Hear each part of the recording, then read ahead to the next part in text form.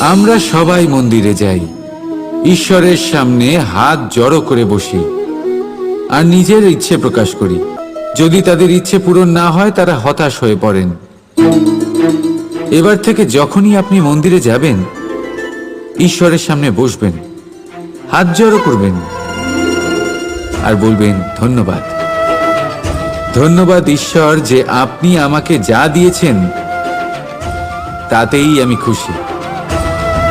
শুধু আমাকে পথ দেখাবেন যে কিভাবে আমি নিজের কর্মের দ্বারা, শুধু আমার কর্মের দ্বারা সেই সব পেতে পারি যা আমি চাই।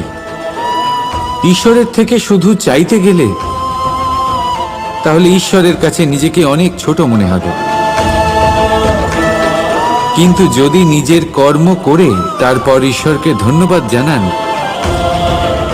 তাহলে সঠিক রূপে আপনি ঈশ্বর লাভ করবেন।